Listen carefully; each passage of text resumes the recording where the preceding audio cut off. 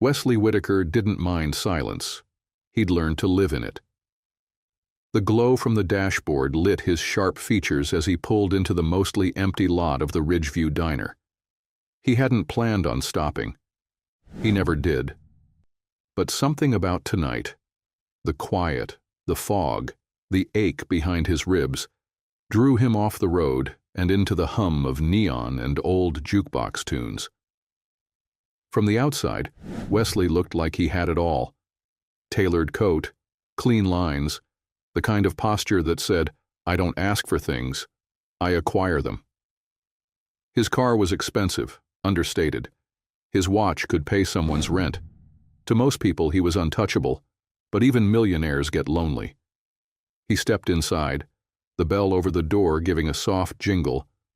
The place smelled of coffee, buttered toast, and something sweet on the griddle. A few regulars sat hunched over pie plates and mugs. No one looked up, except her. Iris Hart. Her eyes met his for half a second before she dropped them again, tucking a loose strand of hair behind her ear. She wore a faded green apron over a navy t-shirt, and her sneakers looked like they'd served 100 miles too many. There was something about the way she moved, quiet, capable, tired to her bones. Wesley didn't know her name yet, but he'd seen her once before, maybe twice. Just glimpses through frosted diner windows when he passed by late at night. Always working, always focused, always alone. He slid into a booth near the back without a word. She walked over moments later, pen in hand, that tired smile of service barely reaching her eyes. "What can I get you?"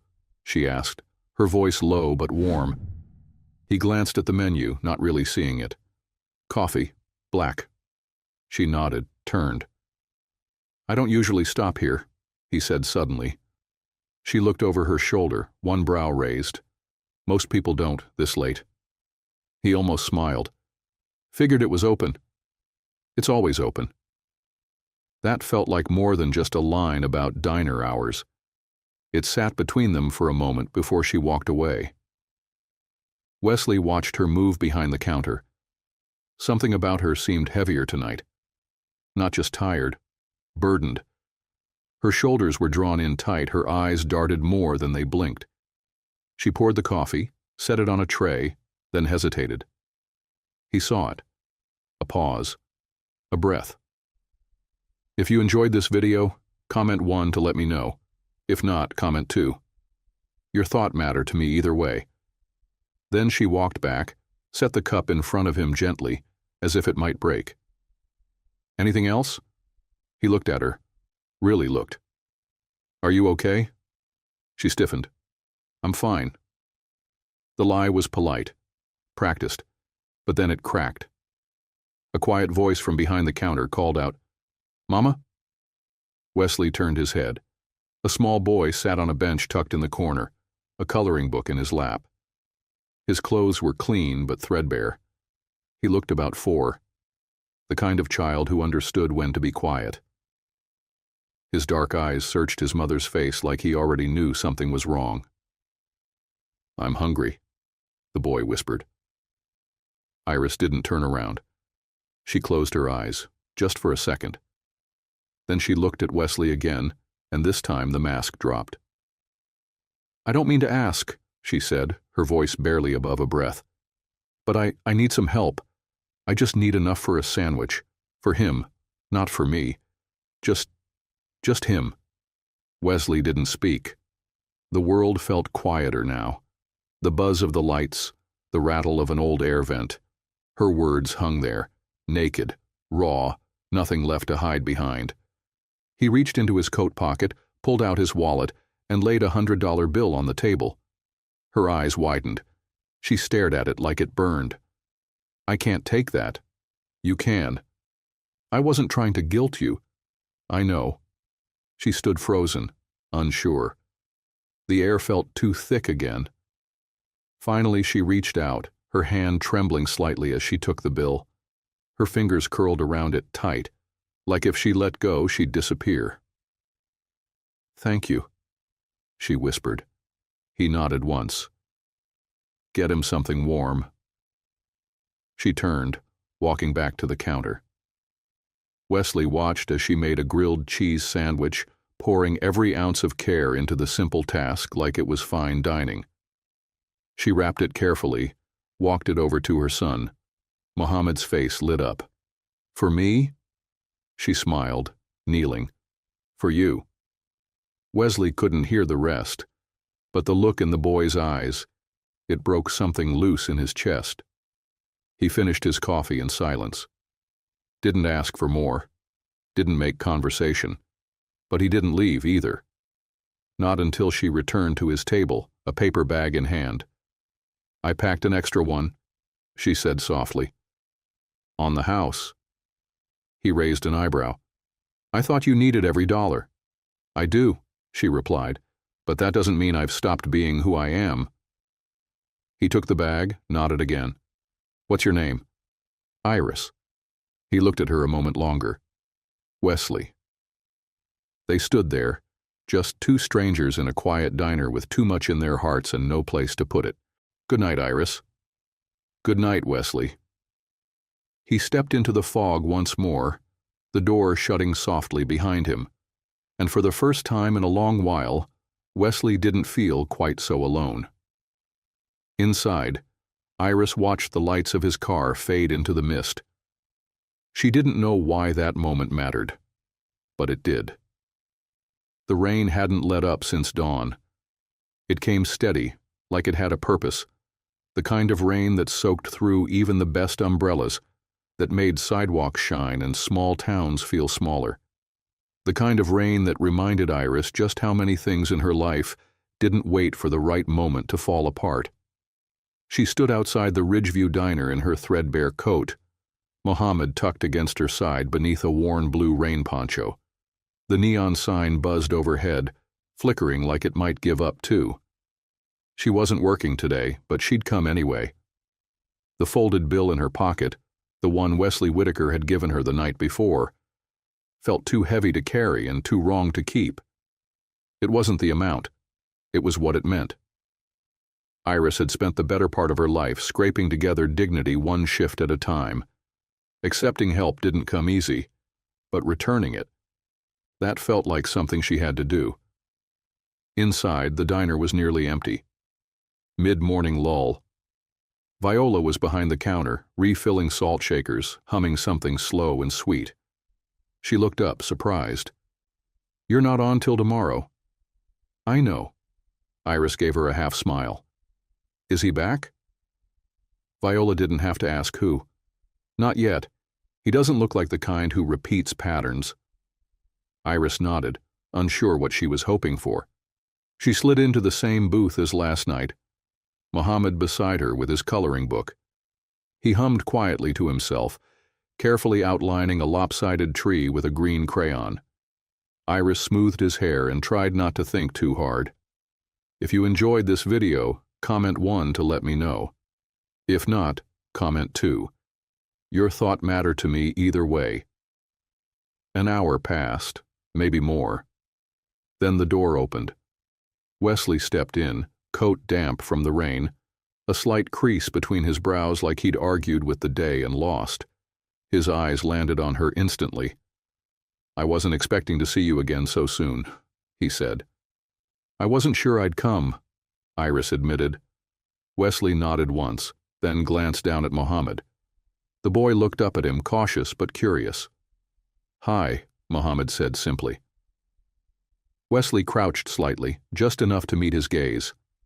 "Hey there." Mohammed smiled, then turned back to his crayons. Wesley's eyes returned to Iris. "Can I sit?"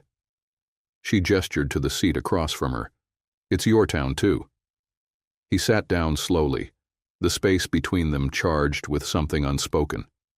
Iris pulled the folded bill from her pocket, slid it across the table. "I don't want you to think I came here for money." "I never thought that." "Still." She pushed it closer. "I can't keep it." Wesley didn't touch it. He leaned back, his gaze steady. "You didn't take advantage of me. You asked for help. For your son. That's nothing to be ashamed of." "I'm not ashamed." Her voice was soft but clear. I just don't want to owe anyone anything. That landed. Something flickered in Wesley's eyes. Recognition, maybe, or guilt, or both. I get that, he said after a pause. More than you know. They sat in silence, the sound of Mohammed's crayon scraping gently filling the space. Then Iris spoke again, quieter this time. Thank you for what you did. You don't have to thank me. Maybe not, but I needed to say it anyway. Wesley glanced at Mohammed again. He seems like a good kid. He is. Her voice tightened slightly.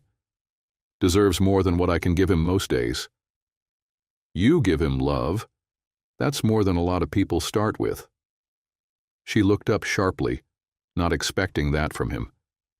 And there it was again, that flash of something real under his polished exterior. A man who'd built walls so high, even he forgot what they were protecting. Why did you help me? She asked, genuinely curious. Wesley's answer came slower this time. I don't know. Maybe I saw something in your eyes, something I remember seeing in my own reflection once. Iris didn't push, didn't need to, but she felt it, an invisible string tying them together, something fragile but real. Viola approached with 2 mugs of fresh coffee and a shy smile. Thought you both could use a refill? Wesley glanced at her, amused. I didn't even order. You didn't have to. Some folks just look like they're carrying too much silence. He gave her a half nod, took the cup. Iris looked down at hers, fingers warming around it. She hadn't planned on staying long, but she didn't leave. Not yet. After a while, Mohammed began to fidget, his stomach rumbling audibly.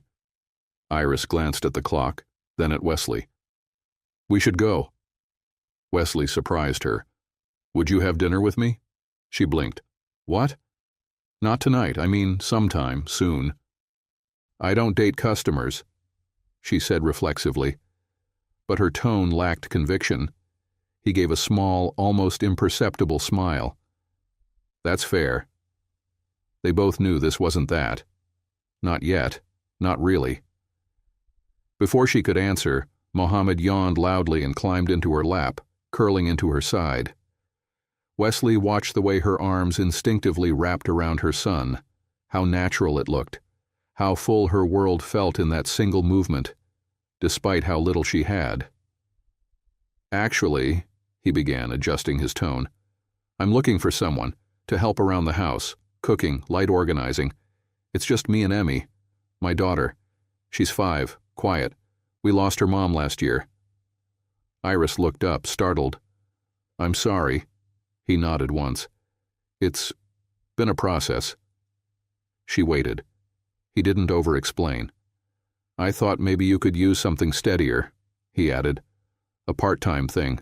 Nothing overwhelming. I can pay well.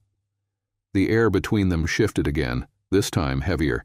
You don't even know me. I know enough to see you don't quit. That hung there, honest and disarming. I'd want to bring Mohammed. Of course. She paused, struggling to process the sudden turn in her day. Wesley stood, sliding a business card onto the table. Simple font, no logo, just a name, a number, and an address near Sunset Ridge. Think about it. Then he turned, walked back into the rain without waiting for her reply. Iris sat frozen, Mohammed's breath steady against her chest, the business card staring up at her like a dare. She didn't chase him, but she didn't throw it away either. The gravel crunched softly beneath the tires as Iris's car rolled up the long, winding driveway. Mohammed was asleep in the back seat, his head tilted against the window, a juice box still loosely gripped in one hand. The house loomed ahead, bigger than she remembered it from the photo on the card. Not flashy, not showy, but unmistakably expensive. It sat tucked into the hillside like it had always belonged there.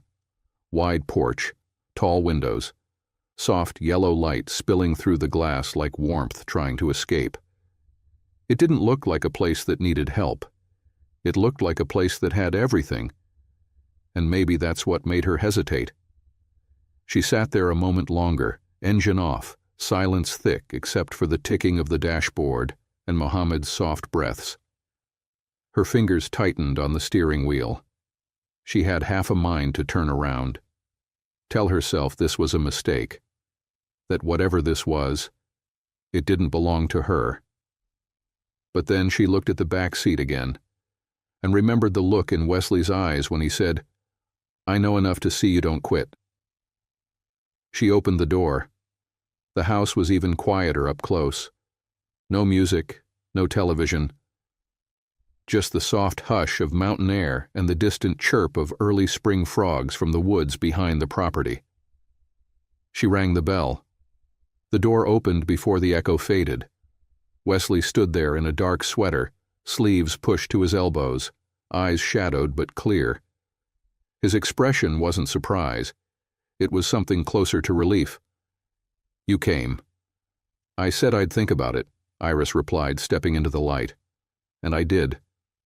Wesley glanced at the car. "He's asleep. Out cold. Do you want to carry him in?" Iris hesitated. "Only if it's still okay." "It is." Wesley opened the door wider. The moment she stepped inside, warmth met her. Quiet, tasteful warmth. The kind that smelled faintly like cedar and clean laundry. Not sterile, not flashy, but carefully controlled. The kind of control that made her spine stiffen. She glanced around. High ceilings, wood beams, minimalist furniture that probably cost more than her entire paycheck. But it didn't scream money. It whispered order, discipline, silence. And silence could be deafening. She carried Mohammed in, his small body limp with sleep. Wesley led her down a short hallway to a spare bedroom with a twin bed already made up, soft blue blankets, a lamp shaped like a bear glowing gently on the nightstand. "You did this today?" she asked, surprised. "I had some help," he said simply. She laid Mohammed down gently, pulled off his sneakers, kissed his forehead. When she turned around, Wesley was standing in the doorway, watching. "You okay?" he asked. She nodded. "Just adjusting." They walked back to the living room in silence. Iris took it in more this time.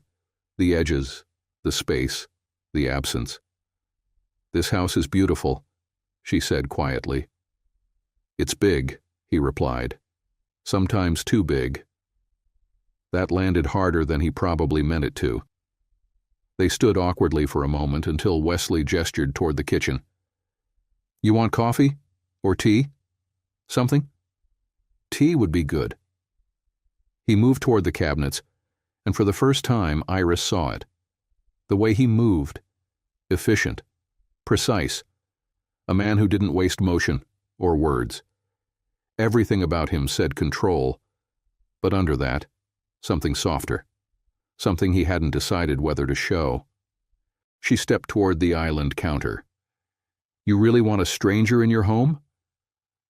He glanced over his shoulder. "You're not a stranger. You barely know me.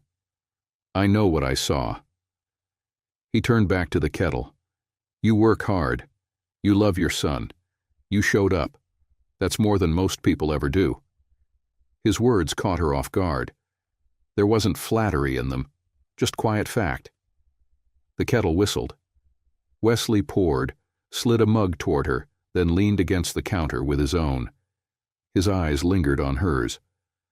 "There's something I should probably tell you," he said. Iris tensed. "Okay. My daughter, Emmy, she doesn't talk. Not since—" He paused, searching for the right way to say it. "Since her mom passed." Iris's voice softened. "I'm sorry." He nodded, eyes down. "It's been almost a year. She's healthy, smart, just shut down." "Has she seen anyone?" "Therapist, child psychologist. She draws, she plays, but words, nothing." "And you think bringing someone new into the house will help?" "I think She needs warmth, presence, someone who doesn't expect too much.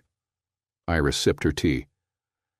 That's a lot to ask from someone you barely know. I'm not asking you to fix her. His eyes found hers again. I just think you might be someone she'll trust.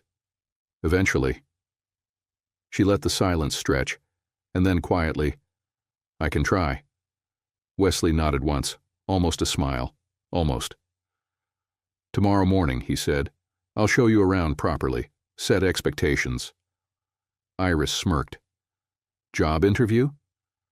Something like that. She set her mug down. I should go.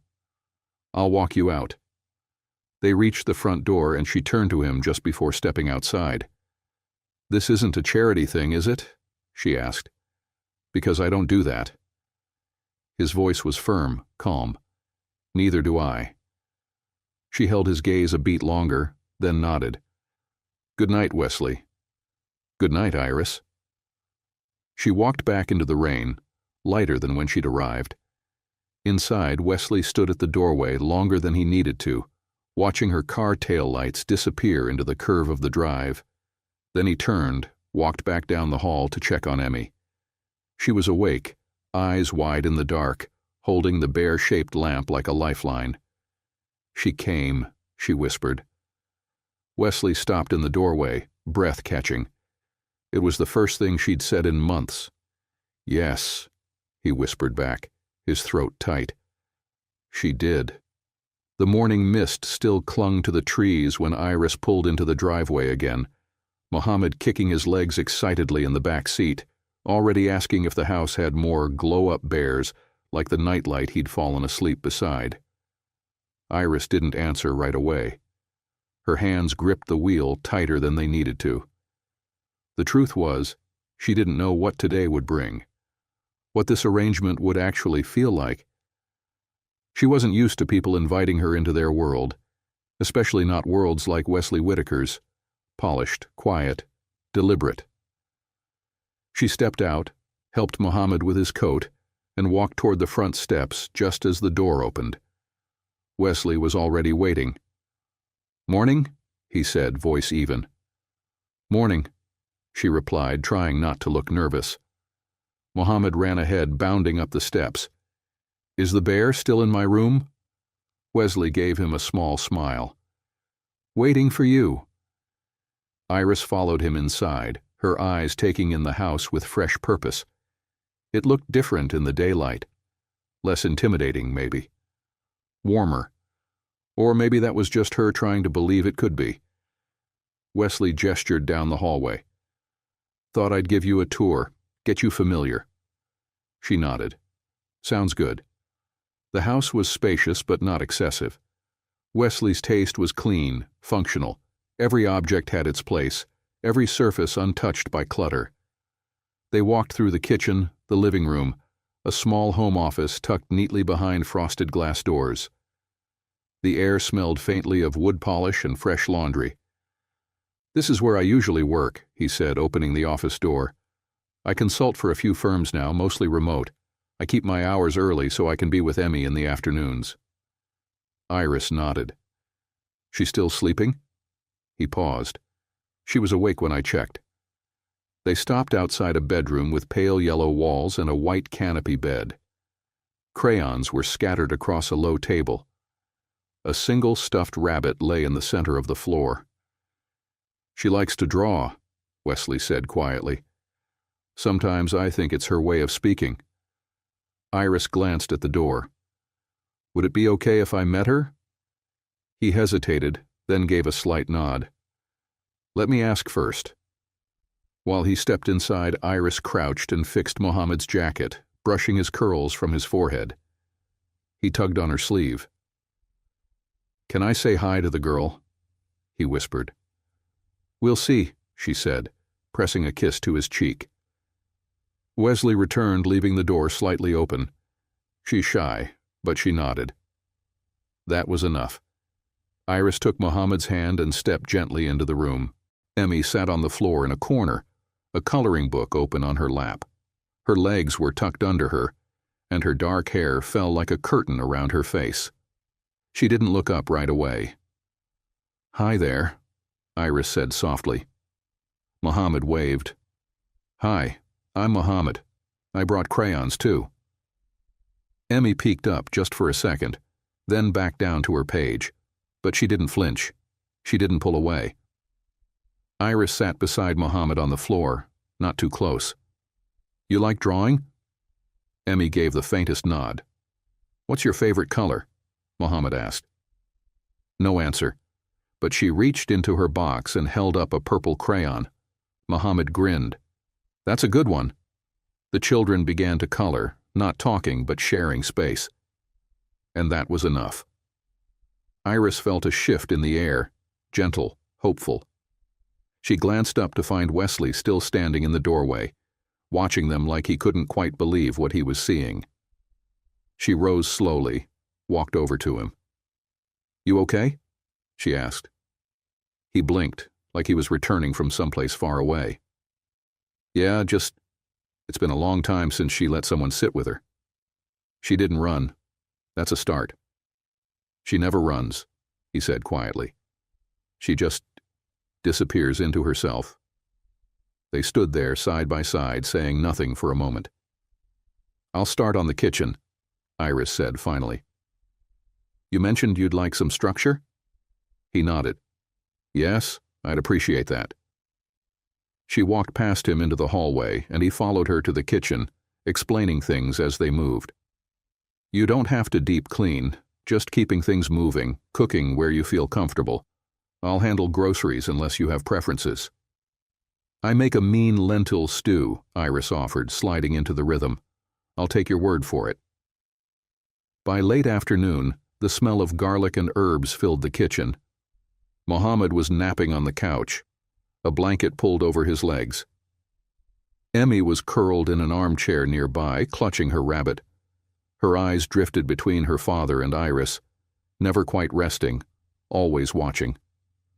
Wesley poured 2 glasses of water, setting one beside Iris as she stirred the pot on the stove. "You run a tight ship," she said, glancing around. "I like order." "Or control?" He met her eyes. "Is there a difference?" She didn't smile. "Sometimes." He leaned against the counter. "I wasn't sure this would work, having someone else here. And now? I'm still not sure." At that, Iris did smile. "Fair enough." He watched her for a moment, his expression unreadable.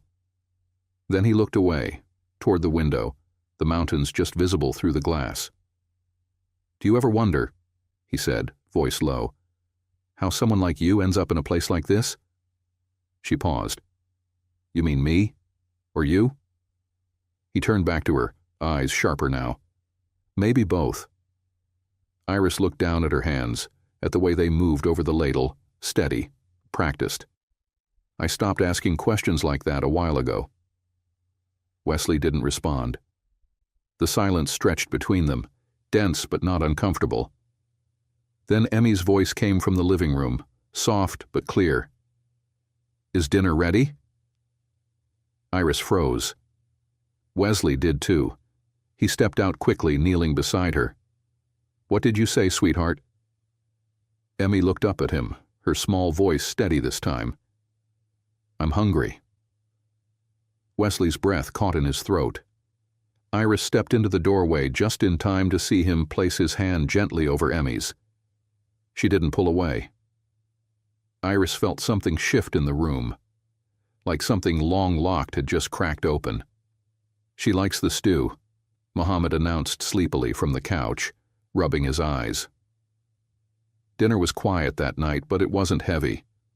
Wesley watched Iris across the table, unsure what it meant to feel something again. Unsure if it was safe, but it was there. And Iris. She was beginning to wonder the same thing. The next few days unfolded like a slow, unfamiliar rhythm. Iris arrived each morning just after sunrise, Mohammed skipping ahead to the door, his backpack bouncing against his small frame. Wesley was always up by then, usually standing at the kitchen counter with his coffee, watching the world wake up through the wide window above the sink.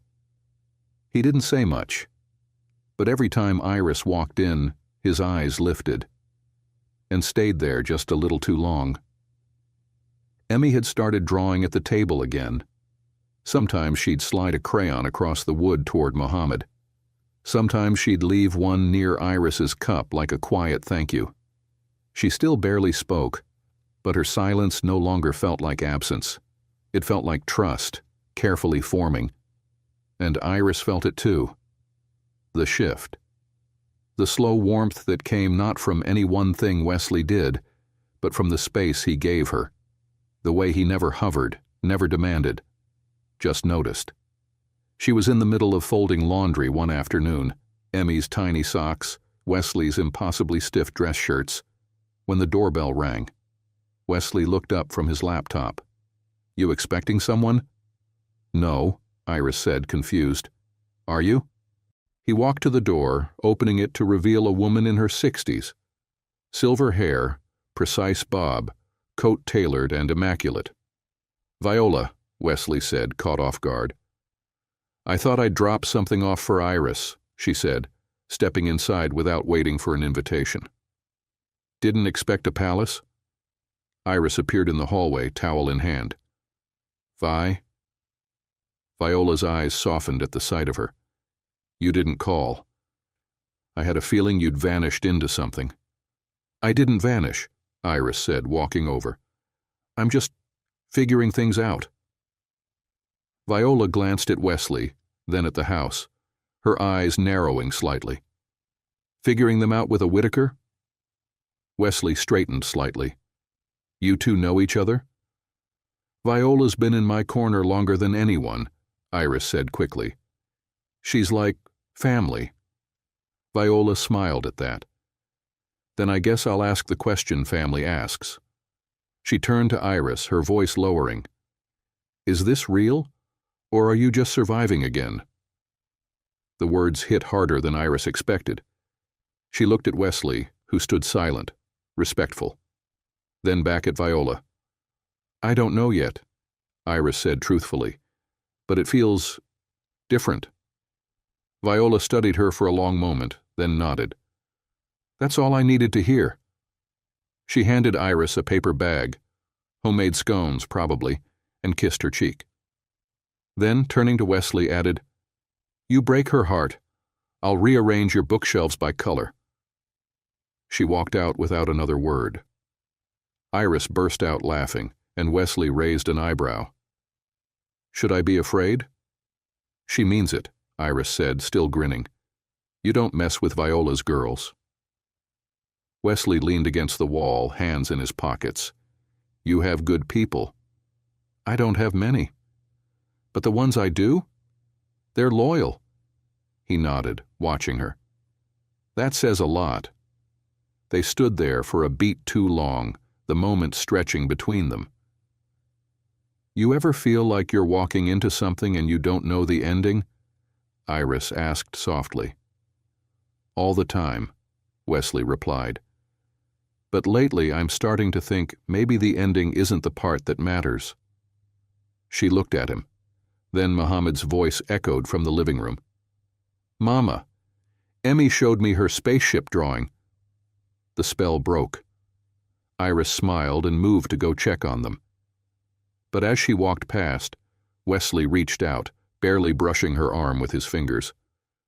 "I meant what I said," he murmured. She turned. "I'm not doing this out of guilt or charity. I like having you here." Iris held his gaze. "I know." Later that night, after the kids had eaten and the house quieted, Wesley stepped outside onto the porch. The sky was clear now, stars tucked behind pine branches. He took a sip from the same mug he always used. White, chipped, familiar. He heard the door creak behind him and didn't have to turn to know it was her. Iris stood beside him, her arms wrapped around herself. No jacket, just the sleeves of her sweater pulled long over her hands. "You always come out here?" "Sometimes," he said. "It's quiet. Feels honest." She nodded. "I like it." They stood in silence, breath visible in the cold air. I used to think people like you didn't notice people like me, she said suddenly. Not really. Wesley turned to her, frowning. What do you mean? People like me? People with space, safety, options. He looked down. I didn't always have them. But you do now. Yes. And you still feel like something's missing? His voice came out quieter than he meant. Every day. She met his eyes. Then maybe we're not that different. The air between them thickened. He took a small step closer, not touching her, but close enough that she could feel the heat from his chest. Close enough that if she leaned forward, the distance would disappear. Iris, he said, like her name was a question and an answer at the same time. But she didn't move, neither did he. Not yet. Then the porch light flickered above them, just once, and Iris let out a soft laugh, her breath catching. Guess the universe is giving us a moment, she whispered, or telling us to be careful. She turned toward the door. Maybe both.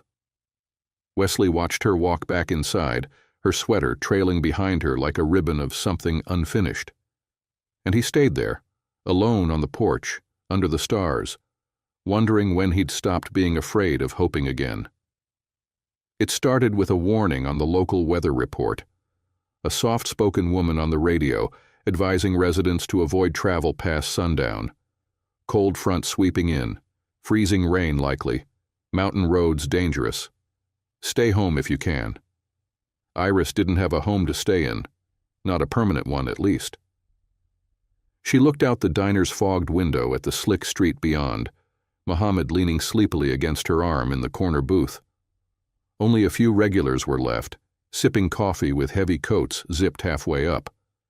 Viola was behind the counter, flipping the open sign to closed with a shake of her head. Call him, Viola said, not even looking at her. Iris blinked. What? Wesley. Call him.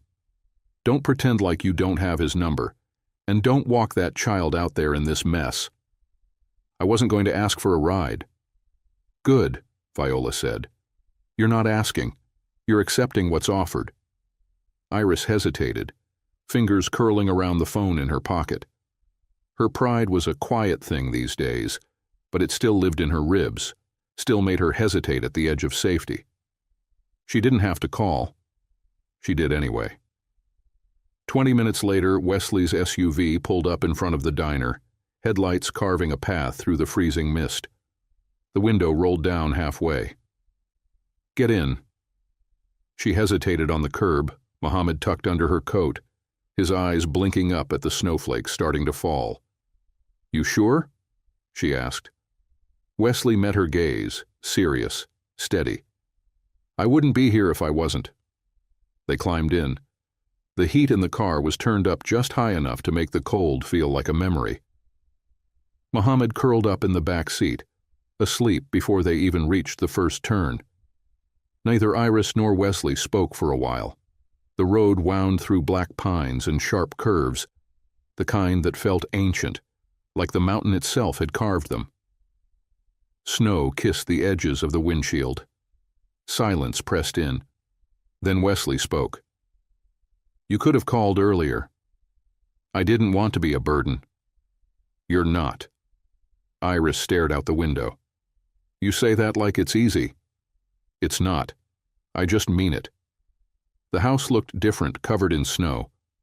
Softer. More like something out of a memory than a life. Wesley helped her carry Mohammed inside, gently placing him on the same bed he'd used last time. The nightlight was already glowing, casting a quiet halo across the blankets.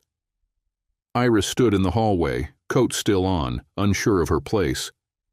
Wesley returned from the bedroom and stopped when he saw her. You can stay tonight. I didn't mean to. You didn't force anything, he said. There's soup in the kitchen, and tea. I'll put the kettle on. She followed him without a word. The kitchen smelled like thyme and something rich simmering on the stove. Wesley moved through it without fuss, setting mugs out, ladling soup into warm bowls, slicing bread. No conversation, just rhythm. Iris sat at the island, watching him. "You do this often?" she asked. He looked up. "Take people in?" He shook his head. "Number just you." That silenced her. They ate quietly, the clink of spoons against ceramic the only sound for a while. Then, as if pulled by the weight of the question between them, she asked it. "What happened to her?" Emmy's mom, Wesley, paused, then set his spoon down. "Rachel?" he said, his voice quieter now. "She got sick. Fast. Pancreatic cancer. We didn't see it coming. One minute we were arguing about tile samples for the kitchen. The next we were scheduling hospice visits."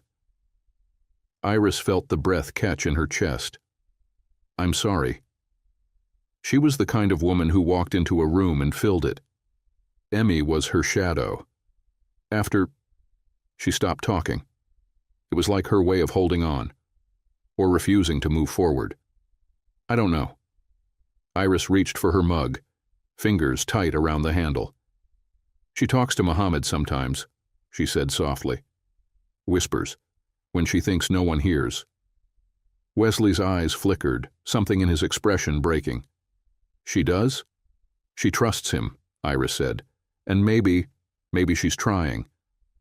Wesley nodded slowly, then leaned forward, his elbows on the counter.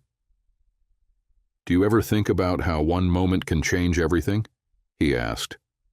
"Not the big loud ones, the quiet ones, like answering a call you almost ignored, or walking into a diner at midnight."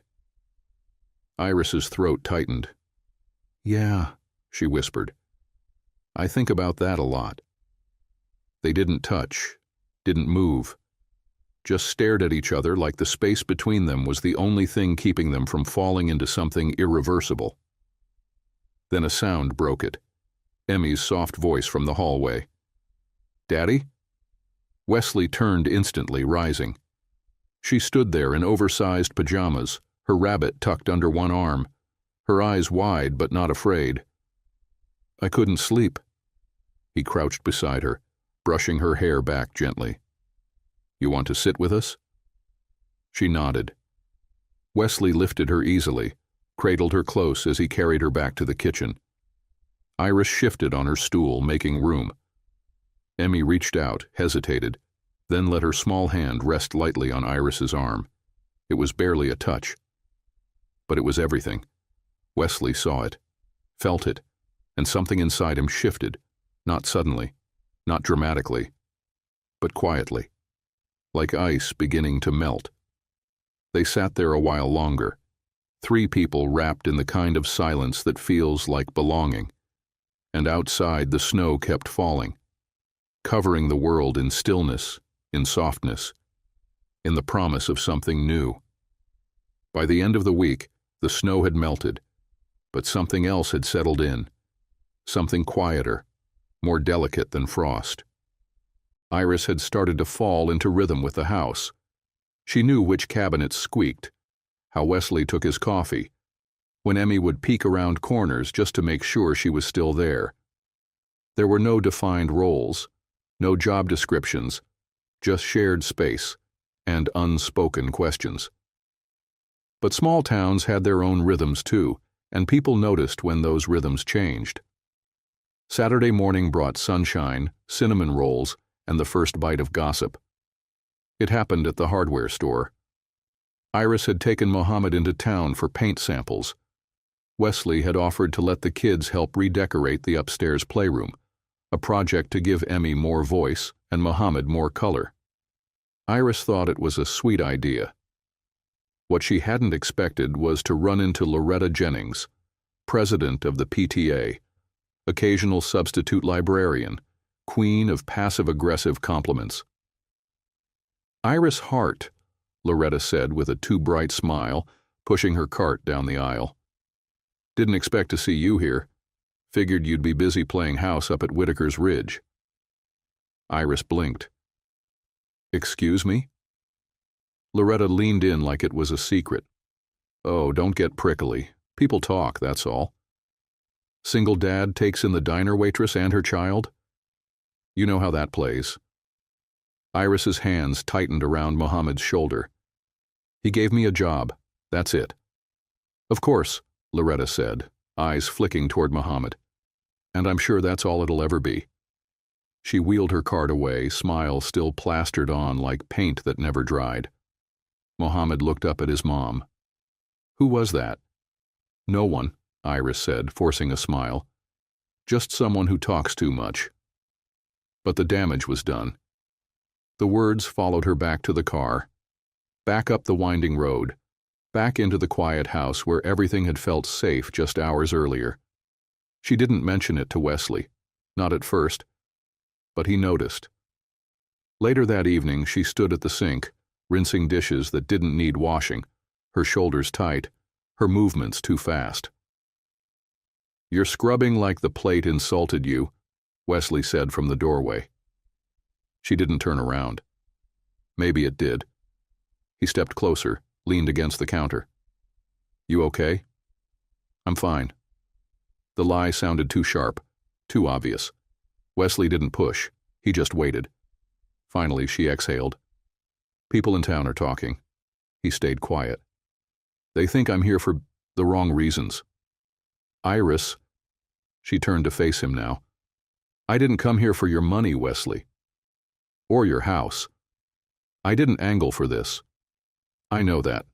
Do you? Her voice cracked. Because when people start whispering behind your back, you start to wonder if maybe they see something you've been blind to. Wesley's jaw tightened.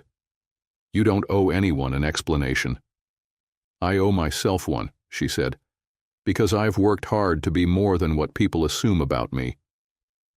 Wesley stepped closer now. And you are. You're more. You're strong and real and exactly what this house needed. Iris looked up at him, emotions swirling just beneath the surface. Then why does it feel like I'm still standing on the outside of something I'll never be allowed into? His voice dropped. You're not on the outside. He reached for her hand, not pulling, just holding. Warm, steady. You're here, and I want you here. Iris let the silence wrap around them, her fingers curled lightly into his. I've been alone a long time, Wesley. I don't know how to belong to anything anymore. He stepped even closer, his voice barely a whisper. Then let's figure it out together. She didn't pull away, but she didn't lean in either. I'm not a secret, she said softly. I won't be hidden. Wesley's eyes searched hers. Then I won't hide you. She let that hang between them, weighing its truth. That night, after the kids had gone to bed, Wesley went back into his office to finish a few emails, but his mind wasn't on work. He thought about Iris, about what she said. He thought about Loretta Jennings and her need to define people by where they came from, not who they chose to be. And he thought about Emmy, who had asked, just that morning, if Miss Iris was staying forever. Wesley didn't know how to answer that. Not yet. In her room, Iris lay beside Mohammed, listening to the soft sound of his breathing. She couldn't sleep. She thought about the house, the warmth, the nights that didn't feel cold anymore, the quiet moments with Wesley that never asked her to be anything but herself. And she thought about the voice inside her that still didn't trust any of it to last. But even with that voice whispering doubts, she didn't pack a bag. She didn't run. Not yet. Because part of her, maybe the part that used to believe in beginnings, was waiting to see what Wesley would do next. The air inside the house had shifted. It wasn't colder, not physically, but something subtle had changed since that night in the kitchen. Since Iris said the words that had been building inside her, sharp and clear as ice.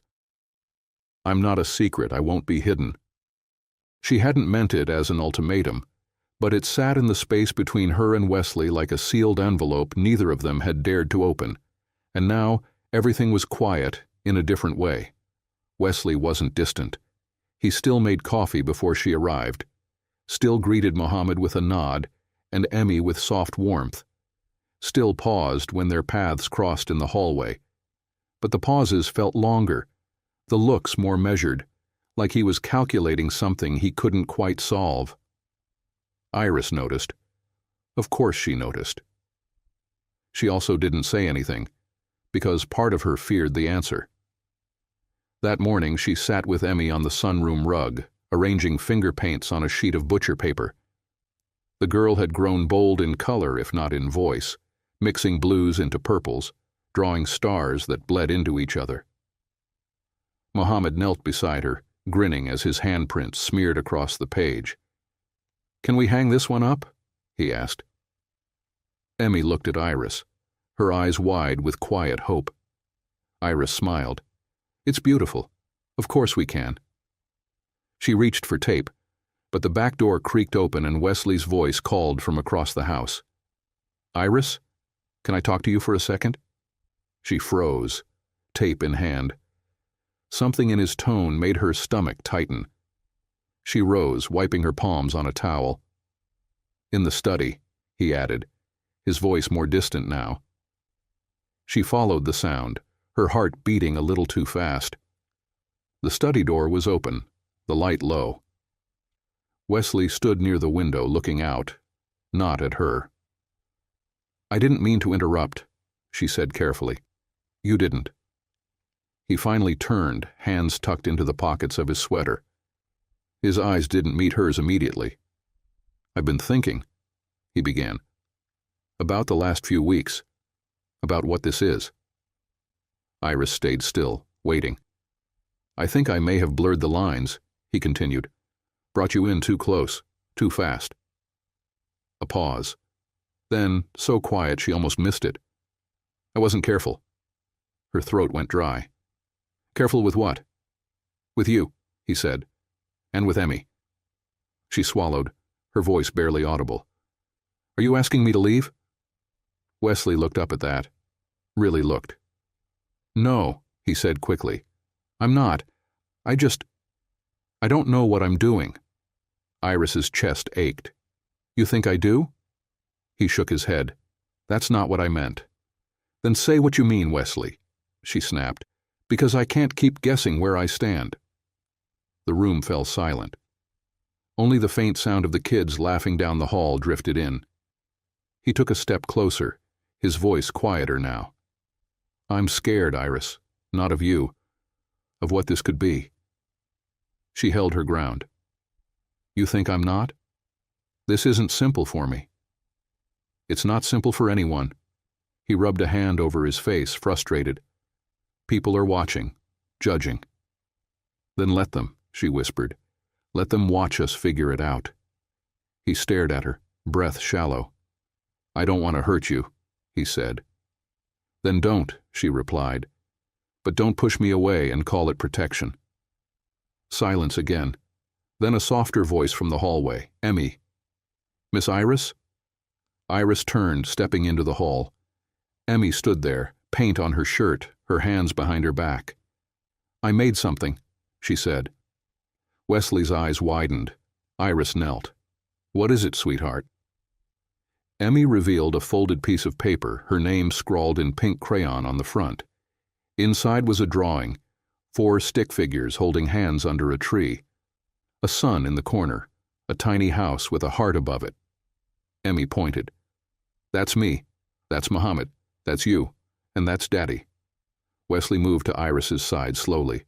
"She's never done that," he said softly. "Drawn me. Drawn us." Emmy reached for Iris's hand, small fingers wrapping tight. "I like it when you're here." That did it. Iris's eyes blurred. She stood holding Emmy close.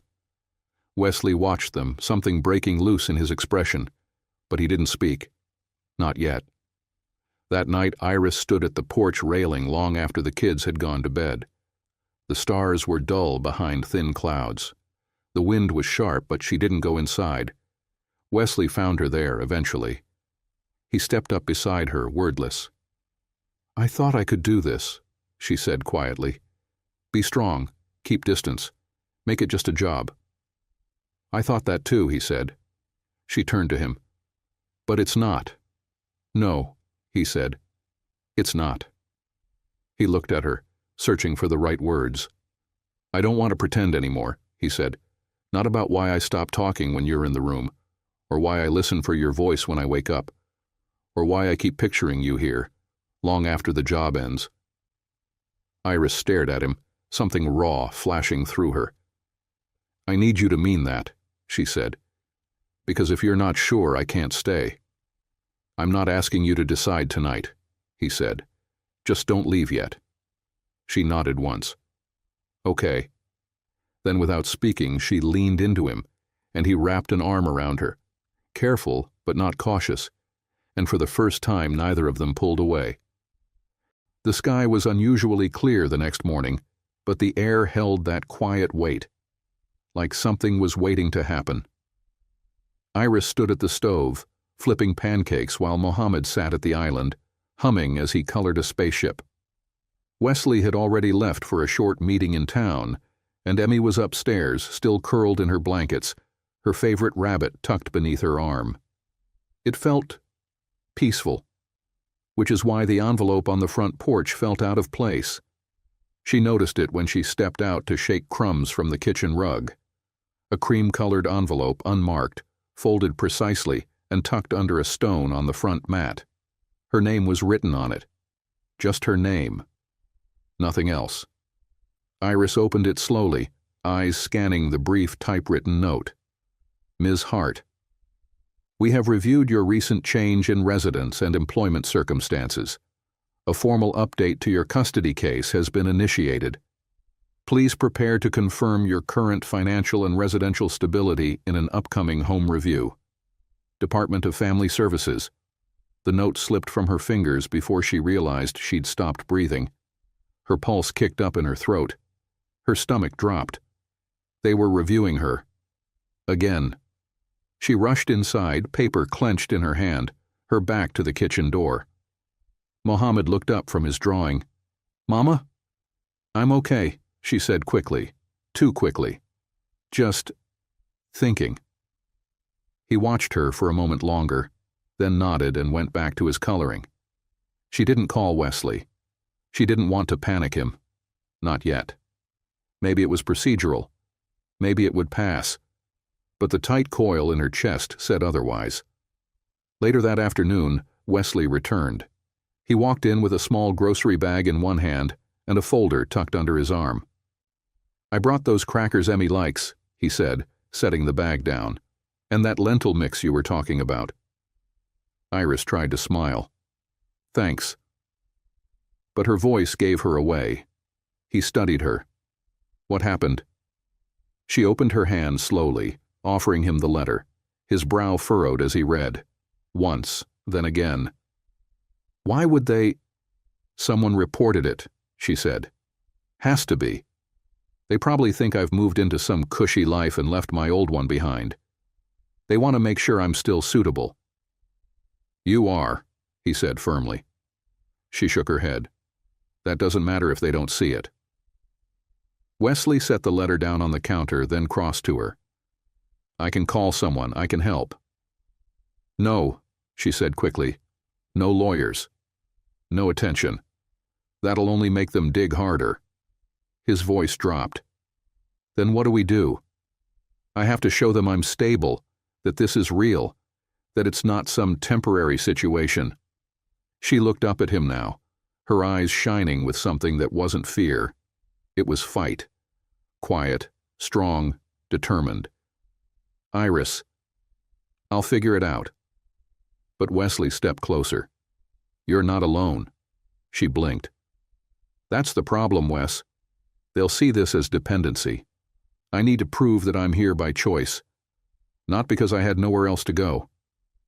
He hesitated, the words piling up behind his silence. Then he spoke. "Then let me offer it right." She frowned. "What does that mean?" He took a breath. "I want to formalize this. Make it a real position. With structure, salary, everything on paper. A written agreement." "Like a job?" she asked, uncertain. "Yes," he said. "And also, not just that." Iris crossed her arms. "I'm not looking for a handout, Wesley. This isn't a handout. It's a partnership. You help this house run. You care for Emmy in ways no one else has been able to. That matters. She looked away, toward the living room where Mohammed and Emmy were playing with building blocks. You think a contract makes this cleaner? I think it makes it stronger, defensible, real in the eyes of people who only believe what they can label. The logic was sound, but her heart didn't feel logical. Still, she nodded slowly. Okay, let's draft something. Something that makes sense. He exhaled, a bit of tension leaving his shoulders. Tomorrow, then. That evening, the kids sat at the table covered in marker ink and spaghetti sauce. Laughter bounced off the walls. Wesley watched Iris move between rooms, collecting plates, rinsing cups, helping Emmy wash her hands at the sink. She fit, not like furniture, like light. After dinner, Iris sat on the porch alone again, this time with a blanket over her knees, and Mohammed already asleep inside. Wesley joined her, wordless at first. You don't have to fix everything for me, she said quietly. I know, he said, but I want to help. I'm not used to that. I'm not used to wanting that. She turned to look at him. I'm scared, Wes, not of them, of what this means. If I get too close, if I believe in it too much. I know. You keep saying that. Because I do. He reached for her hand. She let him take it. And for a moment that was enough. Even if the world outside didn't see it. Even if everything was still uncertain. Inside, Emmy tiptoed to the window and looked out at the porch. She didn't say a word. But she smiled. Just a little. And that, too, was something real. Mohammed's birthday arrived with the smell of rain and vanilla cake. The storm hadn't broken yet, but clouds hung low over the mountains, heavy with promise. Inside the house, the air buzzed with movement. Balloons being tied, chairs being dragged, the subtle hum of anticipation threading through every room. Iris stood in the kitchen, barefoot on the tiled floor, piping icing onto cupcakes with a concentration that almost masked her nerves. Mohammed sat at the counter with a paper crown on his head, bouncing in his seat as he watched her work. You think the dinosaur guy's gonna come? He asked, eyes wide. Dino Dan is booked 6 months out, Iris said, laughing softly.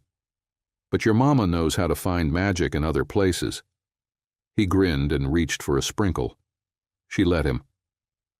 Across the hall, Wesley hung a paper banner that read, Happy 5th Mohammed, in uneven handwritten letters. He wasn't sure if it looked childish or charming. Probably both. He stepped back to inspect his work, just as Iris appeared in the doorway. Too crooked? He asked. No, she said, biting back a smile. It's perfect. Wesley met her eyes, and something quiet passed between them. An unspoken thank you, a small ache, a flicker of something they hadn't yet dared name. Iris turned away first. The guest list was small, by design. Just a few families from the neighborhood Wesley trusted, and Viola, who arrived carrying a tray of deviled eggs and an opinion on everything. You really did all this? She asked Iris, scanning the living room. Tablecloths, fruit trays, the works. Iris shrugged. It's his first party in a real house. I wanted him to feel like he belongs. Viola leaned in, lowering her voice. He already does, sweetheart. But I'm glad you needed to prove it. Wesley spent most of the party in the background, refilling cups, clearing crumbs, watching from the edges. He wasn't used to noise like this. Laughter bouncing off his walls, children running down hallways, color everywhere. It startled him how much he didn't want it to end. Later in the afternoon, just as Mohammed was tearing into his final gift, a stack of space-themed books wrapped in silver paper, Emmy climbed onto the couch beside him, her fingers nervously twisting the hem of her dress. I made something too, she said, her voice just above a whisper. Everyone in the room fell still. Emmy reached behind the cushion and pulled out a folded piece of cardstock, covered in stickers and purple crayon. She handed it to Mohammed with both hands. "It's a birthday card," she said. "For you." Mohammed blinked. "You made this?" She nodded. He opened it. Inside was a drawing, 2 kids holding hands, surrounded by stars and planets, and 3 words, shaky but written with care. "Best friend forever." Mohammed beamed. "This is the best present." And then, without thinking, Emmy did something none of them expected. She threw her arms around him. Wesley couldn't breathe. Iris's hand went to her mouth, eyes glistening. The room applauded softly. Viola sniffled and pretended she wasn't. Emmy pulled back, smiling shyly. "I'm glad you came here," she whispered to Mohammed. Wesley stepped away from the group, heart pounding, slipping into the hallway to catch his breath. He leaned against the wall, hands on his hips. He didn't hear Iris until she was beside him. "You okay?" she asked. He nodded, blinking fast. "Yeah, just didn't expect that." "She's growing, Wes. She's healing," he said. "Because of you." Iris shook her head. "Because of us." They stood there side by side, the laughter and cake and chaos echoing down the hall. "I've been thinking," he said quietly. "Dangerous," she teased, nudging him gently. He smiled, then sobered. "I meant what I said, about formalizing your role here. Not because I have to, but because I want to. Because I want you here, not just for Mohammed, or Emmy, but because this house, it feels full when you're in it." Iris looked down, her voice suddenly fragile. "I want to stay, but not just as the help, not as an employee." Wesley reached for her hand. "Then don't." Their fingers laced, simple and sure. Back in the living room, Mohammed held his new books up high. "Miss Iris," he called. "Can you read this one with me?" Iris squeezed Wesley's hand once before letting go. "Duty calls." As she walked away, Wesley watched her go, watched the way she moved through his home like she'd always been part of it. And in that moment, he knew. This wasn't temporary. This wasn't a kindness. This was a beginning, and he wasn't afraid of it anymore. The letter arrived on a Tuesday. Plain envelope. No return address. Just her name, handwritten in the top corner, and the unmistakable stamp of the Department of Family Services in the corner. Iris didn't open it right away. She sat at the kitchen table for nearly an hour, the envelope in front of her like it had weight, like touching it too soon might break something she didn't know how to put back together. The morning sunlight poured across the table in soft lines, but it didn't reach her. Not really. Wesley was out at a client meeting. Emmy was in the living room with Mohammed, the 2 of them building a blanket fort that had consumed most of the couch cushions and half the floor. Iris finally peeled the seal back with trembling fingers. Notice of custody hearing review. Request to reevaluate current living and financial circumstances. In-person appearance required. The breath left her lungs in a quiet, shallow exhale. It wasn't unexpected, but that didn't make it easier. She folded the letter slowly, then set it down beside her tea, untouched and cold. They were calling her back in, not because she'd done something wrong, but because someone somewhere didn't believe this life she'd built was real. Maybe it was Loretta, maybe it was someone from her old neighborhood, maybe it was no one at all, just a bureaucratic ripple catching her name in the current.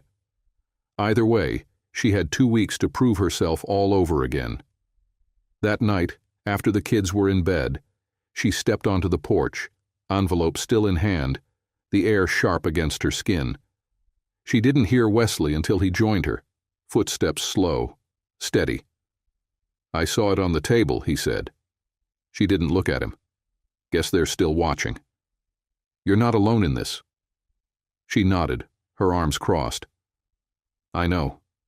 But they don't. He took a breath, voice low. We'll get a lawyer. I can... No. She turned to him now, eyes clear. This isn't about legal protection. It's about proof. They want to see that I'm not just surviving on borrowed time. Wesley's brow furrowed. You're not borrowing anything. She almost smiled, almost. To you, maybe. He reached for her hand, but she pulled back. I need to do this, she said softly. On my own terms. Iris, if I stay, if I build a life here, I need to know it's because I chose it, not because I had no other option, and definitely not because I needed saving. Wesley's shoulders tensed. That's not what this is. She nodded. I know, but they don't see you the way I do. There was a long pause, filled only by the sound of wind brushing through the trees. I'll go back to the city for a while, she said, just until the hearing. Wesley stepped forward. No. She looked at him. No, he repeated, voice firm. You leaving doesn't prove anything except that fear still gets to win. It's not fear. It is, he said gently. And I get it. But Iris, we're building something here. Me, you, the kids. Don't tear it down to protect it. Her eyes burned. If they think I'm depending on you, they could take him. They could say I'm unstable, unfit. You don't know how fast it can happen. He shook his head. Then we fight. Together. She didn't answer. Not yet. Instead, she stepped past him, walking inside, straight to her room, and shut the door with a quiet finality that didn't need to be loud to be devastating. The next day, the house felt off. Breakfast was silent. Mohammed picked at his eggs. Emmy watched Iris with worried eyes, clinging a little tighter to her hand. Wesley kept his distance, giving her space. It wasn't until late afternoon that the tension finally cracked. Iris stood in the backyard, watching Mohammed and Emmy play with chalk on the stone patio.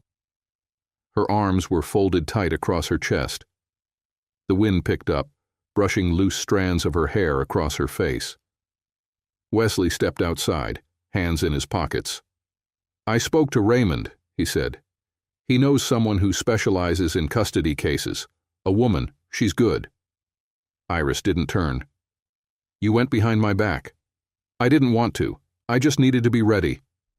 Wesley, he stepped closer. Let me help. You can't. Not with this. I'm not asking you to give up your fight. I'm just asking you to stop pushing me out of it. Finally, she looked at him. What if this doesn't go the way we want? What if they look at us and decide this, us, isn't stable enough? Wesley reached for her hand, this time holding it gently but without letting go. Then we show them that stability isn't about perfection. It's about commitment. She was quiet for a long time. Then her voice broke, raw and low.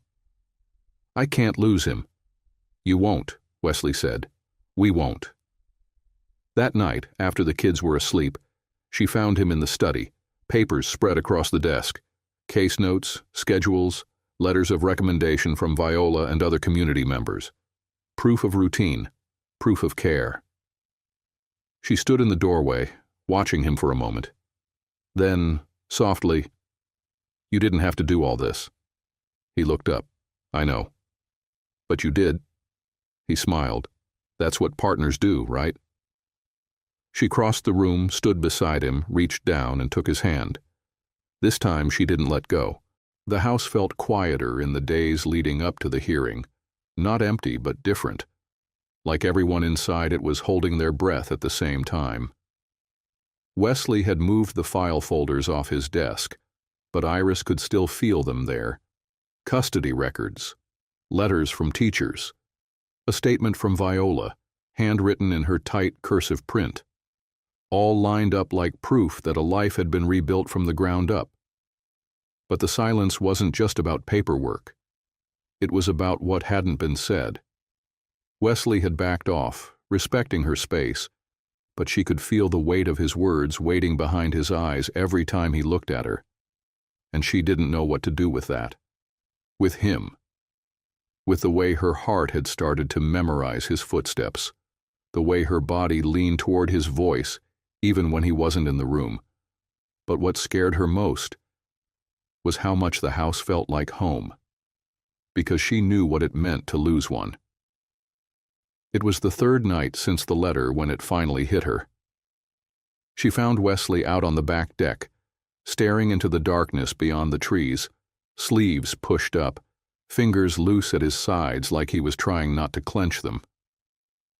"Couldn't sleep?" she asked, voice soft as she stepped outside. He turned, startled but not surprised. "Not really." She sat beside him on the bench, pulling her knees up, wrapping her arms around them. "I used to think I'd never want roots," she said. "I've lived out of boxes, in rooms with peeling wallpaper and neighbors that fought through the walls. And I thought, I could do this forever, as long as Muhammad was safe." Wesley looked at her, waiting. "But now," she trailed off. "Now I want mornings that start with burnt toast and bedtime stories that never really end. I want him to know what it's like to be steady." "You've already given him that." She shook her head. "I've given him love. But love without security, it's like water in your hands. You try to hold it, but it slips through." Wesley leaned back, staring up at the dark sky. "I used to think money solved that," he said. "That if I built the right life, the pain wouldn't find its way in. And did it work?" "No," he said quietly. "It just gave the pain more expensive walls to echo off of." They sat in silence for a long stretch, the wind rustling through the trees like a distant whisper. "Iris," he said finally, his voice low, "whatever happens in that courtroom, I need you to know something." She looked at him. "I'm in this, not just to fix something broken or prove something to the world. I'm in this because I can't imagine this house without you, without Mohammed, without the sound of your voice in the kitchen, or you talking to Emmy like she's already whole." Her breath caught. "Don't say that," she whispered. "Not unless you're sure." "I've never been more sure of anything in my life." She stood suddenly, like the words had pushed her to her feet. "I want to believe you," she said. "But I can't fall into something that disappears the second it gets hard." Wesley rose, slowly, carefully. "I'm still here," he said, "and it's already been hard." Her eyes brimmed. "You don't know what they'll ask, what they'll dig up. They might think I don't belong with you. That Muhammad doesn't." He stepped closer. "Then we show them what family looks like." Tears slipped down her cheeks. She didn't wipe them away. "I'm so tired of fighting to stay in people's lives." "Then stop fighting for a place," he said, "and just take it." She didn't answer with words. Instead, she stepped into him, letting her forehead rest against his chest. And his arms wrapped around her like they'd been waiting to close that distance from the beginning. Inside the house, the hallway light glowed faintly. Emmy peeked out from behind the door frame, her rabbit clutched close. She didn't speak, but she smiled. 2 days later, they stood outside the courthouse. Wesley wore his suit. Iris wore the only dress she still kept in a dry cleaning bag for interviews and important things. Mohammed held her hand tightly, dressed in his Sunday shoes that still pinched a little. Wesley turned to her, about to say something, but she beat him to it. "We've already built the life they're asking us to defend," she said. "Now we just have to show them we mean it." He nodded, and for the first time, she didn't feel like she was walking into a courtroom alone. The courthouse smelled like paper and tension. Iris hadn't expected that. She'd expected nerves, expected fluorescent lighting that made her feel too small, expected the ache behind her ribs as she gripped Mohammed's hand like it was the last steady thing in the world. What she hadn't expected was the quiet, the kind that sits in the back of your throat and waits for something to go wrong. They sat in a narrow hallway, chairs lining both sides like rows in a waiting room no one wanted to be in. Mohammed sat beside her, coloring quietly in a notepad Wesley had tucked into his backpack. Wesley stood across from them, arms folded, suit pressed, jaw tight. He looked composed. But Iris had learned to read the way his foot tapped, just barely, as if he needed motion to keep himself grounded. "Iris Hart," a voice called. She stood, smoothing her dress, lifting her chin as Mohammed tucked his pencil away. Wesley moved beside her without a word, offering a hand. She didn't take it, not because she didn't want to, but because she needed to feel her own feet beneath her. They walked into the courtroom together. It wasn't dramatic. No judge's gavel echoing like thunder.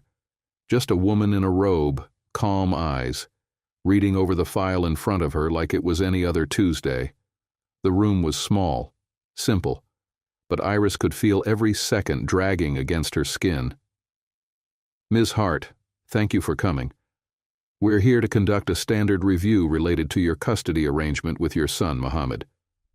She nodded once. The caseworker sat at the table opposite them, flipping pages, glasses slipping down her nose. "I see you've had a significant change in circumstances over the past 3 months." "Yes, ma'am." "You've moved in with Mr. Whitaker?" "Temporarily.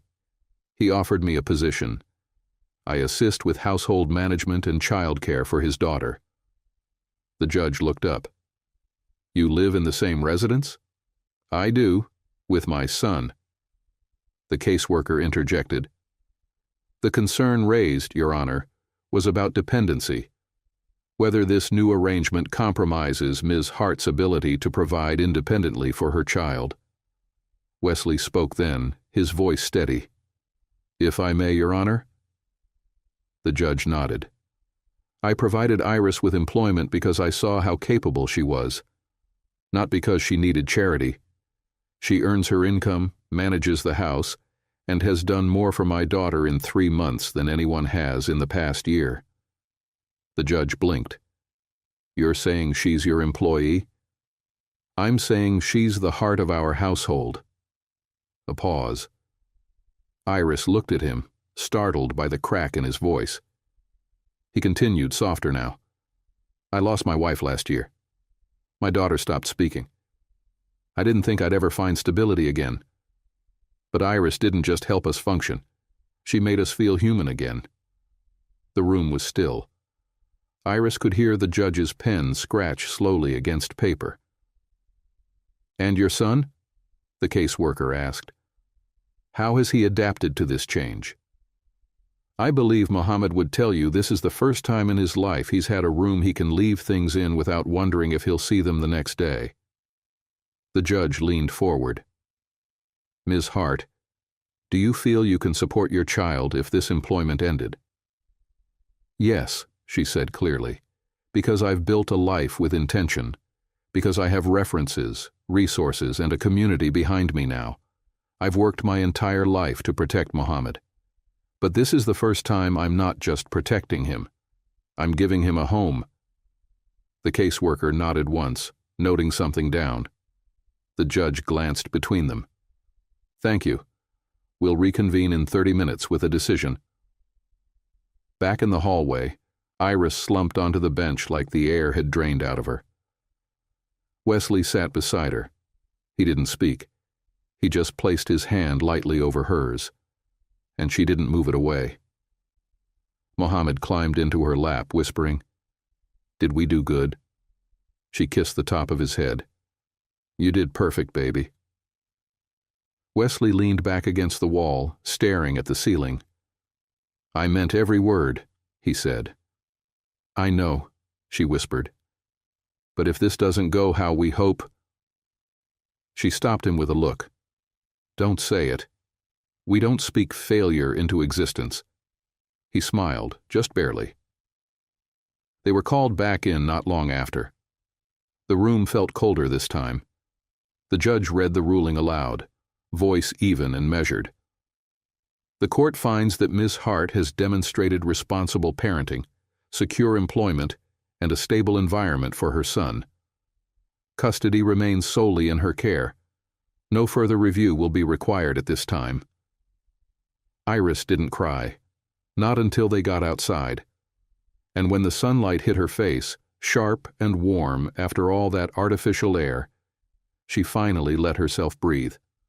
Mohammed spun in a slow circle on the sidewalk, arms out like he could fly. "We don't have to go anywhere," he said, beaming. "No," Iris said, laughing through her tears. "We don't." Wesley reached for her hand, not like a question this time, but like a fact, and she held on, tight. The evening after the hearing was quieter than anyone expected. No balloons, no celebration. Just the sound of rain ticking gently against the windows, like the sky was exhaling with them. Iris stood in the kitchen, spooning lentil stew into bowls. The radio played soft jazz in the background, something slow and instrumental, a melody that seemed to stretch across the room like a warm blanket. Mohammed sat at the counter, doodling a picture of their family with bold crayons and too many stars in the sky. He'd drawn himself in the center, arms stretched out toward Wesley on one side and Iris on the other. Emmy stood close by, holding a purple flower almost as big as her head. Wesley came in from the hallway, his shirt untucked, sleeves rolled to his elbows, a tired softness in his expression that hadn't been there that morning. He leaned against the doorframe. "You're quiet." Iris ladled the last bit of stew and set the pot aside. "It's a quiet kind of day." Wesley crossed the kitchen and stood beside her, close but not crowding, just enough that she could feel his presence without looking. "You should have seen yourself in that room," he said. "You were stronger than anyone in there."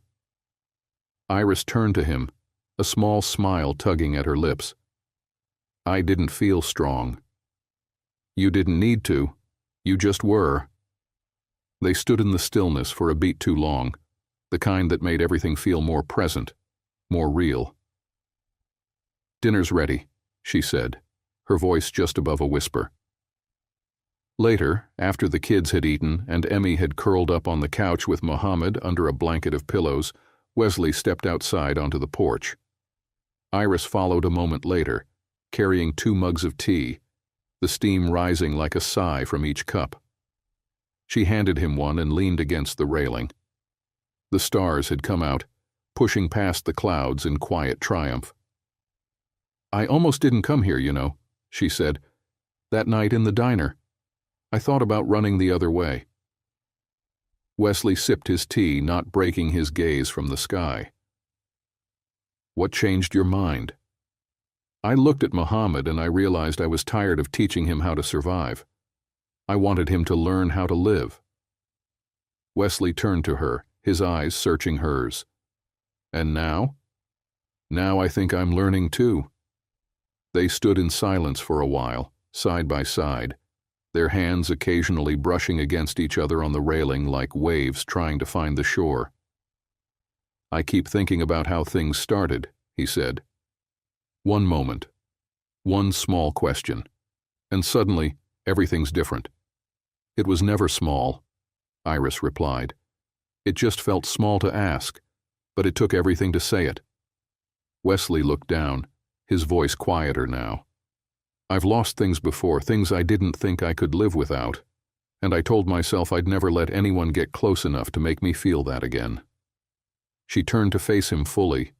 "And now? I think I'm already too close," he said. "And for the first time, that doesn't scare me." She swallowed hard. "I'm not a safe choice. You're the only choice I want." The words hung there. Then she said it. Slow, deliberate, like it had been resting on her tongue for too long. "If we do this, really do it, I need to know I'm not walking into something built on rescue. I don't want to be saved, Wesley. I want to be seen." He stepped in then, just enough to erase the space between them. "I don't see someone who needs saving," he whispered. "I see someone who taught me how to feel again, how to trust a day, How to believe in slow mornings and second chances. Iris blinked, eyes glassy. "Say it again," she said. Wesley didn't hesitate. "Iris Hart, I want you, not because you need me, but because without you, none of this means anything." She reached for his face, fingertips grazing his jaw, and then she kissed him. It wasn't rushed, it wasn't perfect, but it was honest. When they pulled apart, neither spoke right away. They just stood there, wrapped in the sound of their own breathing, the stars above, and the quiet crackle of something new catching flame. Inside, Emmy peeked out from behind the curtain, Mohammed curled asleep beside her. She didn't say anything, but she smiled, because for the first time in a long time the house didn't just feel like a house. It felt like home. Spring came slowly to the mountains that year. It didn't burst in like it had something to prove. It eased its way through the bare trees and cold soil, gentle as forgiveness. The snow faded first from the ridges, then from the roads, then from the shaded corners of the porch that Iris now swept each morning without thinking twice about it. The porch light stayed on longer these days, not because they were waiting for anyone, but because, in some quiet, unsaid way, it had become a symbol of the life they'd chosen to keep lit. Inside, the house had changed in ways the outside world might not notice. Mohammed's drawings filled the fridge now, not tucked into a drawer. Emmy's voice had returned in soft, steady waves, mostly at bedtime, mostly to Iris. And the guest room had become Wesley's office again, because Iris and Mohammed no longer needed a separate space. They had their own room now, their own routine, their own toothbrushes in the upstairs bathroom, lined up next to Wesley's like a quiet promise. It wasn't perfect, but it was theirs. On a late Sunday afternoon, Wesley stood at the kitchen counter slicing strawberries, while Iris packed a picnic basket. Outside, the kids were running through the grass barefoot, their laughter ringing down the hillside like music. "I still think we're going to forget something," Iris said, tying the last knot in the blanket bundle. "You always say that," Wesley replied, dropping the fruit into a container. "And we never do." "One day I will, and I want it on record that I warned you." He smiled, that small, knowing smile she now recognized as his way of saying, "I love you without words." She had a whole language for him now, 100 quiet gestures she could read without asking. They loaded the car together. It didn't take long, just a cooler, a folded-up kite Mohammed insisted was magic, and a battered copy of The Velveteen Rabbit that Emmy wanted to read under a tree. They drove to a clearing near the lake, one they'd found by accident the month before. It was private, framed by pines and old oaks, with enough room for the kids to run and just enough quiet for the grown-ups to breathe. They spread the blanket under a low-hanging branch. Wesley laid back with one arm behind his head, eyes closed, letting the warmth of the sun settle into his skin. Iris watched him for a long moment, her hand resting lightly on his chest.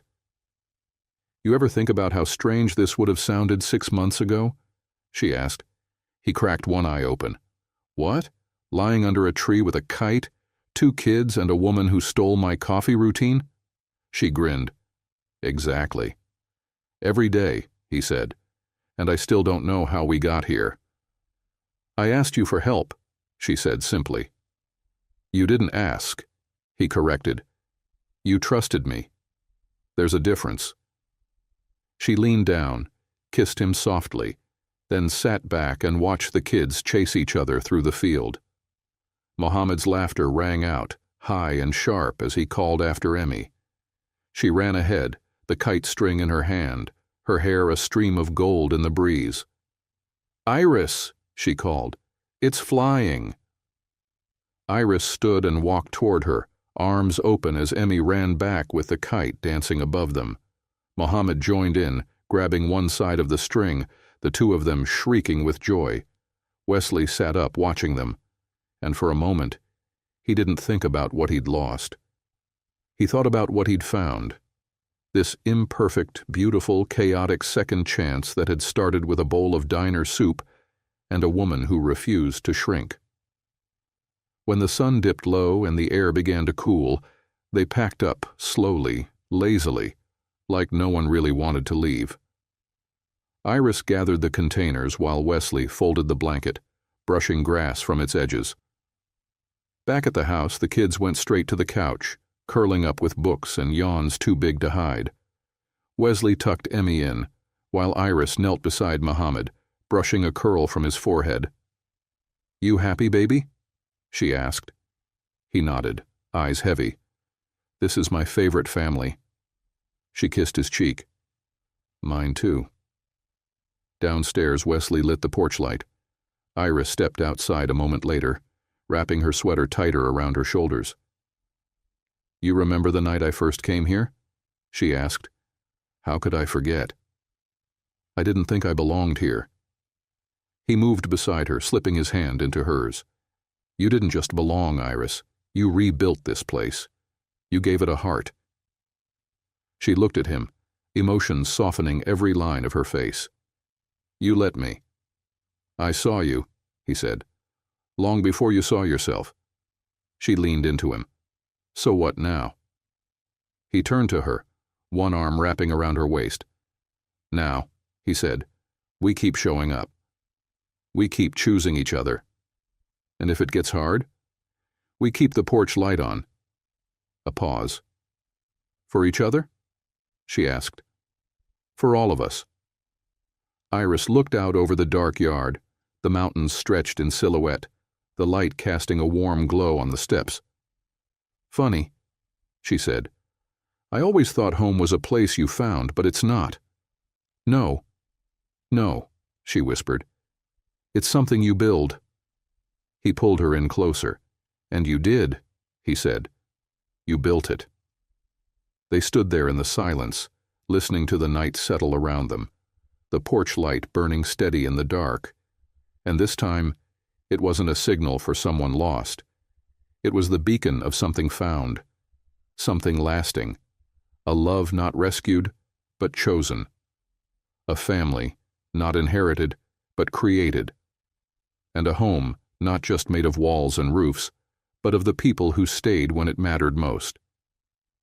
If you enjoyed this video, comment 1 to let me know. If not, comment 2. Your thought matters to me either way.